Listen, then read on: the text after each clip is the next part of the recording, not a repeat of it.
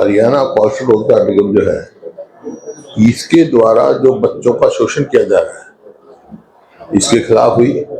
क्योंकि प्रचार भी किया गया कि कांग्रेस खिलाफ है इनके, जबकि हमने कहा था भाई जो बच्चे हैं हमारे, इनको रेगुलाइज करो। और इन्होंने भी कहा था, इन्होंने तो जॉब गारंटी की बात करी। मतलब एक मजाक किया जा रहा है। ना तो इनकी कोई ग्रेचुइटी, ना प्रोविडेंट फंड, ना रेगुलेटरी।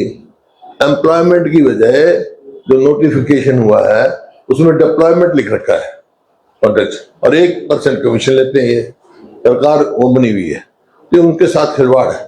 हमारी ये है कि इनको वही सुविधा दी जाए जो रेगुलर उसको दी जाती है, तनख्वाह भी, ग्रेचुइटी भी, लीव भी, सब कुछ। वो तो मतलब उनके साथ तो एक किस्म से हर साल पूछेंगे ठीक काम करे। ट्रांसफर नहीं कर सकते, ट्रांसफर की जो है डिप्लॉयमेंट कर, पोस्टिंग लिखते हैं। तो इस किस्म के साथ मतलब इनके साथ बच्चों के भविष्य के साथ खिलवाड़ हो रही है। तो इस मुद्दे को लेकर तफसील में जो है हम 19 तारीख को कांग्रेस पार्टी धरना रख रही है पंचकुला में। उसमें सारे विधायक, सांसद, हरियाणा प्रदेश कांग्रेस के अध्यक्ष और सारे कांग्रेसजन वहां धरने पे बैठेंगे और ये मांग लिए बैठेंगे, इनको पक्का करो और आगे रेगुलराइज भर्ती करो। देखिए ना, 2014 में सैंक्शन पोस्ट जो थी एम्प्लॉयज की हमारी 3,75,000, आज वो 2.5 लाख के करीब हो गई। और इनका इलेक्शन का वायदा था, इनको हम रेगुलराइज करेंगे जो HRN के हैं। तो कितने दिन हो गए इलेक्शन को, आज तक भी उनको वो भी नहीं कहा। बयान देते हैं, अब कह रहे थे 15 अगस्त, अब वो भी डेट डेफर कर दी। उसमें से भी जो वेरिफिकेशन हुई है वो केवल 26 या 27 हजार के लिए है। तो सबका जो है भविष्य अदर में लटका हुआ है। तो ये है उसका, तो उसके खिलाफ अरोड़ा साहब की कन्वीनर है उसके लड़ने के, और उसमें सब हम शामिल होंगे और बड़ा जोर शोर से इस सरकार पर दबाव बनाएंगे कि इनको रेगुलाइज करो, उतनी तनख्वाह दो। अब मतलब एक उसी जो सैंक्शन पोस्ट है उसी पोस्ट के लिए तो 60,000 मिलती है, ये 15 से 20,000 में ना इनका भविष्य कोई, मतलब हर हिसाब से ये करें। और आगे से जो है जो रेगुलर भर्ती करें ताकि उसका कुछ तो हो। ये नहीं जब मर्जी लगा दो संविधान के अनुसार करें। तो बल्कि ये तो पंजाब ने भी कॉन्ट्रेक्चुअल उसको आज भी दी है और सुविधाएं भी दी हैं। तो इनके ना तो छुट्टी इनकी, ना कैजुअल लीव इनकी, मतलब कुछ कोई इसी को सुविधा नहीं है। रिजर्वेशन नहीं, ना रिजर्वेशन। ये है, इस मामले में वहां करेंगे। और एक कमेटी बनाने का हमने फैसला किया है जो इस सरकार के जितनी करप्शन है, जितने स्कैम्स हैं, वो उनका सब ब्यौरा लेगी और डिटेल्ड उपचार करेगी इसके सरकार के लिए। उसमें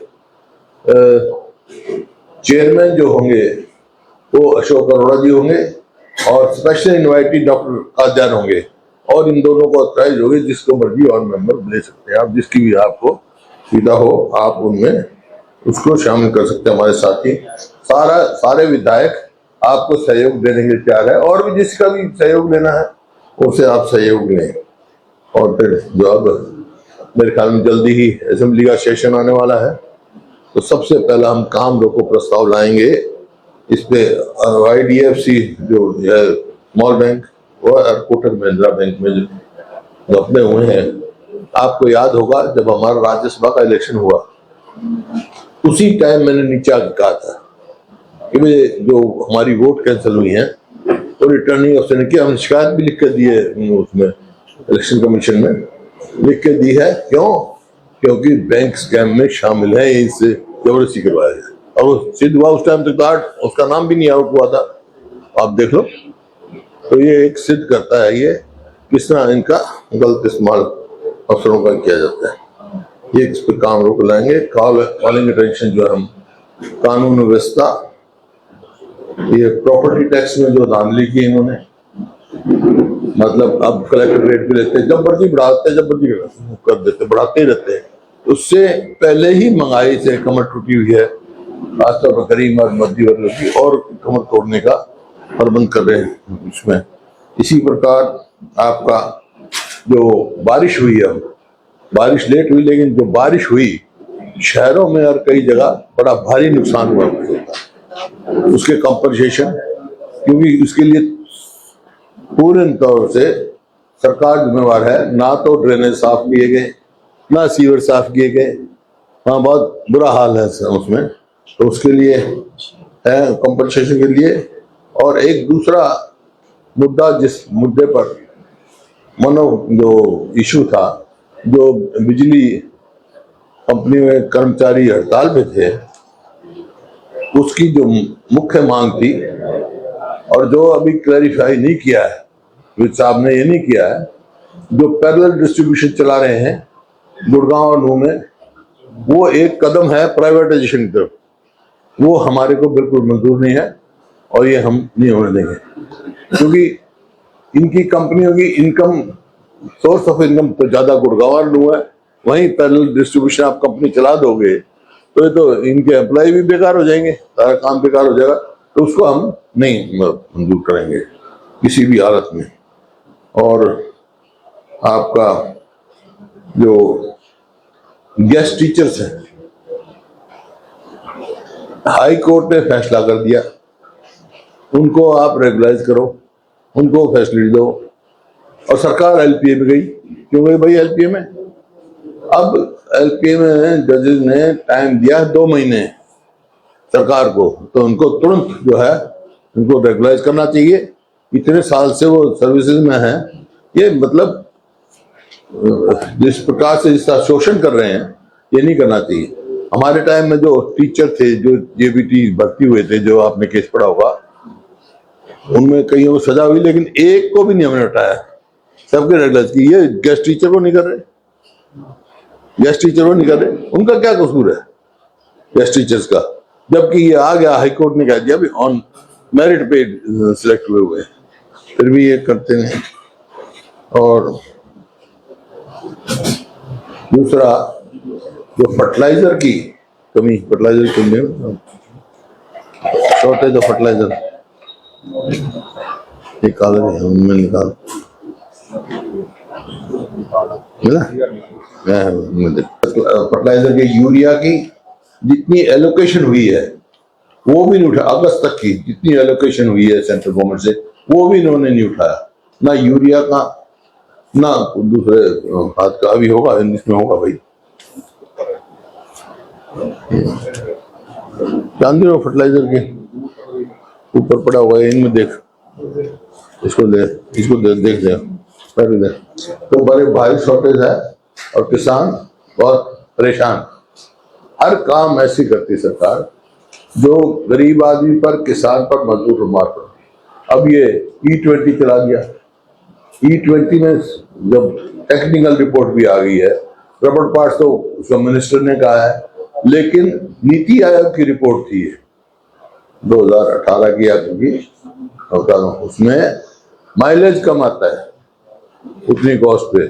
अभी कहते हैं तो कांग्रेस के टाइम में हुआ, कांग्रेस के टाइम में 1.5 हुआ था, और ये E20 में ले गए, तो सारे स्कूटर की एवरेज कम आएगी, स्कूटर की लाइफ कम होगी, गाड़ियों की लाइफ कम होगी। और ये फिर तीसरा आखिर जो है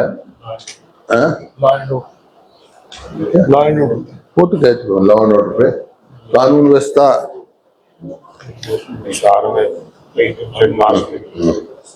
कानून व्यवस्था बिल्कुल चरमरा चुकी है इस प्रदेश की। जिस प्रकार से ऑर्गेनाइज्ड क्राइम काम कर, हाईकोर्ट ने भी संज्ञान लिया है, उन्हें डिटेल मांगी है कि यहाँ हरियाणा में कितने ऑर्गेनाइज्ड गैंग्स काम कर रहे हैं, ऑर्गेनाइज्ड क्राइम कितनी हो रही, कितने गैंग कर रहे हैं। तो ये बड़ी चिंता का विषय है। रोज कोई ना कोई, अब हिसार में मर्डर हुआ, वो कई दिन से लाश ही नहीं जला रहे, बैठे हैं वहां पर, क्योंकि उनको संतुष्ट नहीं कर पा रहे। तो ये है, कानून व्यवस्था है, हर एक प्रकार से आर्थिक फाइनेंशियल उसमें भी हरियाणा बहुत पिछड़ गया। बाकी तो मेरे पास बहुत डिटेल है, वो तो मैं बाद में दूंगा। भाई आज कहां से कहां पहुंच गए। नंबर 1 था, आज तकरीबन हर चीज में 18 बड़ी स्टेट है, उनसे 14वें नंबर पे, किसी में हम 11वें नंबर पे हैं, किसान पे कर्जा पे हम 4थे नंबर पे हैं।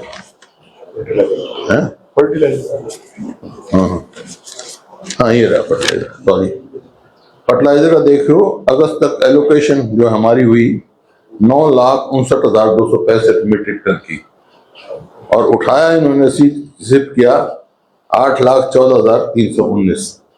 इसी प्रकार से डीएपी की एलोकेशन है 2,53,900 मीट्रिक टन, और उठाया हमने 1,15,342 टन। इसी प्रकार से एनपीके की भी बहुत कम 22,253 उठाया against the allocation of 1,18,010 metric tonne. तो ये आपके सामने है।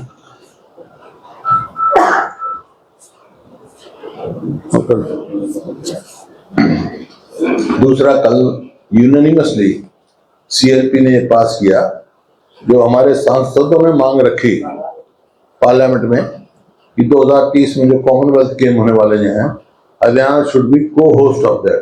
क्योंकि हर बार ही, चाहे 2010 का कॉमनवेल्थ हो, चाहे अब कॉमनवेल्थ हुआ, highest medals with the population of only 2% हमारे खिलाड़ियों ने लिए। हमारे खिलाड़ी मेहनत की, उनको सम्मान देने के लिए डिफरेंट जगह पे कॉमनवेल्थ के इवेंट्स ऑर्गेनाइज किए जाए। जैसे भिवानी में बॉक्सिंग है, दर्जन में ये शूटिंग है, जहां हमारे बच्चे गोल्ड मेडल लेके आए। इसी प्रकार से ये करना चाहिए। और क्या सबको मुबारकबाद। तो सबको खिलाड़ियों को मुबारकबाद भी दी हमने, और ये भी आग्रह किया साथ के साथ होना चाहिए। और रोज पढ़ रहे हैं हम, क्या दिल्ली से केंद्र मंत्री आते हैं और समझौता कर जाते हैं कि पाइपलाइन द्वारा राजस्थान में पानी जाएगा। अरे राजस्थान में आप पाइपलाइन में जाएंगे, पहले अपना तो ले लो, एसवाईएल तो खुदवा लो, और एसवाईएल नहीं खुद सकते तुम तो पाइपलाइन से ले आओ हिमाचल की तरफ से। हम चाह रहे हैं हमें से हमारा हिस्से का पानी की, उसकी चर्चा कोई नहीं कर रहे। आज हमारे मुख्यमंत्री पंजाब में घूम रहे हैं, वहां ये चर्चा नहीं करते भाई हमारा पानी दो, वहां कोई चर्चा नहीं है। तो ये मुद्दे हैं मुख्य तौर पे। 2010 में कॉमनवेल्थ कहाँ हो रहा था? दिल्ली में काम हुआ, वैसे ही तैयार हो गया। और वहां कितने हमारे मेडल आए? एक तो हरियाणा कौशल रोजगार निगम जो है, इसके द्वारा जो बच्चों का शोषण किया जा रहा है, इसके खिलाफ हुई। क्योंकि प्रचार भी किया गया कि कांग्रेस खिलाफ है इनके, जबकि हमने कहा था भाई जो बच्चे हैं हमारे, इनको रेगुलाइज करो। और इन्होंने भी कहा था, इन्होंने तो जॉब गारंटी की बात करी। मतलब एक मजाक किया जा रहा है, ना तो इनकी कोई ग्रेचुइटी, ना प्रोविडेंट फंड, ना रेगुलेटरी। एम्प्लॉयमेंट की बजाय जो नोटिफिकेशन हुआ है उसमें डिप्लॉयमेंट लिख रखा है कॉन्ट्रैक्ट, और 1% कमीशन लेते हैं। ये सरकार वो बनी हुई है, तो उनके साथ खिलवाड़ है। हमारी ये है कि इनको वही सुविधा दी जाए जो रेगुलर उसको दी जाती है, तनख्वाह भी, ग्रेचुइटी भी, लीव भी, सब कुछ। वो तो मतलब उनके साथ तो एक किस्म से हर साल पूछेंगे ठीक काम करे। ट्रांसफर नहीं कर सकते, ट्रांसफर की जो है डिप्लॉयमेंट कर, पोस्टिंग लिखते हैं। तो इस किस्म के साथ मतलब इनके साथ बच्चों के भविष्य के साथ खिलवाड़ हो रही है। तो इस मुद्दे को लेकर तफसील में जो है हम 19 तारीख को कांग्रेस पार्टी धरना रख रही है पंचकुला में। उसमें सारे विधायक, सांसद, हरियाणा प्रदेश कांग्रेस के अध्यक्ष और सारे कांग्रेसजन वहां धरने पे बैठेंगे और ये मांग लिए बैठेंगे, इनको पक्का करो और आगे रेगुलराइज भर्ती करो। देखिए ना, 2014 में सैंक्शन पोस्ट जो थी एम्प्लॉयज की हमारी, 3,75,000